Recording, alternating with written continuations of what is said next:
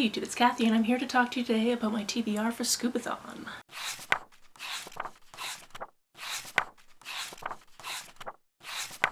This is a readathon I hadn't previously heard of until somebody over on Pagebound was like, hey, I'm gonna do this again. Apparently it's the 4th round of it, and it's happening all throughout October, so from the 1st to the 31st. And I went, that's great, because I have a personal challenge on my bingo board from hell, which is do 5 readathons that I don't personally host, which I realize is actually mostly challenging because in addition to the Queer Lit Readathon having a full round in June and a full round in December, I am also personally doing every single one of the prompts on the Read Queer All Year bingo boards for every other month, which right there is 40 prompts during the year, which, you know, if I use a different book for every single prompt, which I mostly have, that's 40 additional books in the year. So I made sure to keep that in mind while coming up with my TBR for Scoobathon. This one is a pretty low-key one. It also has a bingo board, which is kind of fun. But as for reading prompts, there are only 5 of them, which is so manageable. Especially because I think 2 or 3, maybe 4 of these I was already going to read this month. Not me completely forgetting what's on this TBR and having to check out the story graph to figure it out. Ooh, I actually have some of these books physically, so I might as well grab them, right? I know how to booktube.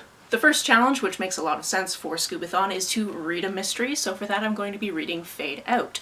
This was published in 1970, and all I know about it is we've got a queer detective. I've mentioned this before on my channel, but it was on one of my weekly wrap-ups, which not everybody watches. People like TBR videos, I think, more than my weekly wrap-ups, which is fine. I clearly am going to keep doing them whether or not people watch them. When you've been doing something for more than 8.5 years, you just keep doing it. In any case, on Pagebound, there is a specific quest called Queer Detectives on the Case, and this is one of the books that you can read for that quest. A quest, by the way, that was put together by somebody who might be familiar if you look at the username. To give you a little bit of an idea on this one, let's just read a little bit of the back of the book, which is published 50 years ago, a time when being gay was illegal in 49 out of 50 states. Joseph Hanson's first Dave Bradstetter novel shattered stereotypes and redefined the private eye novel as we know it. So this is the first in a series, so in theory I could go on and continue to read this series if I end up enjoying this one. But the fact that it was pretty much the first detective novel with a gay detective, excited for it. The next prompt is to read a book with a monster or a weapon on the cover,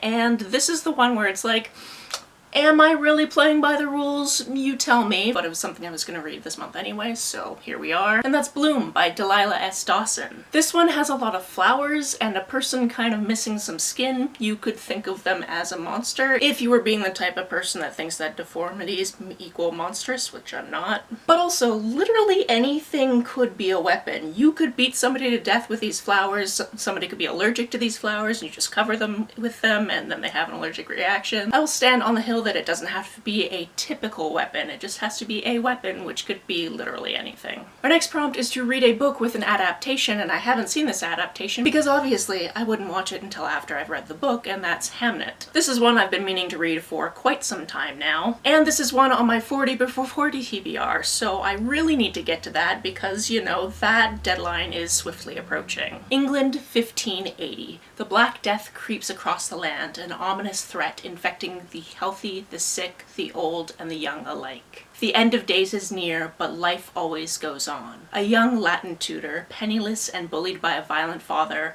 falls in love with an extraordinary, eccentric young woman. Agnes is a wild creature who walks her family's land with a falcon on her glove and is known throughout the countryside for her unusual gifts as a healer, understanding plants and potions better than she does people. Once she settles with her husband on Henley Street in Stratford-upon-Avon, she becomes a fiercely protective mother and a steadfast centrifugal force in the life of her young husband, whose career in London stage is taking off when his beloved young son succumbs to sudden fever. If you've read a bunch of things about the Bard, you probably know that he had a son with this name. And I've been interested in this because I'm pretty sure, much like a Dowry of Blood, it has a figure that everybody knows who that figure is, but he's not named on the page because he's not ultimately the center of the story. Number 4 is super easy to find a book for because it's read a book that you've had on your TBR for over a year, and oh my goodness, I have a TBR of like 700 books, so there's lots of them. For this, another book that's on my 40 before 40 TBR is something that that I decided that I was going to be reading. I was actually going to be reading it anyway for one of the prompts for Read Queer All Year, so it just makes sense. And that's Herculin Barbin. And I'm gonna read the subtitle off the book because there's no way I'm doing it in one take on camera. Being the recently discovered memoirs of a 19th century French hermaphrodite. Obviously, yes, that is outdated language, but this is the first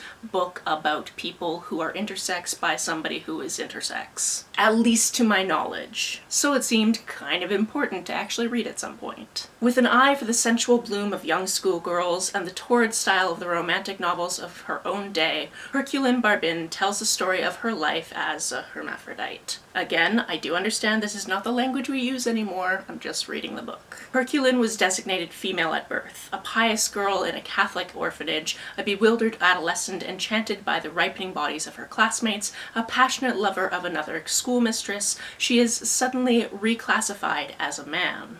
Alone and desolate, he commits suicide at the age of 30 in a miserable attic in Paris. Okay, I had never actually read that far into the synopsis because I don't like reading synopses, but this is gonna be sad.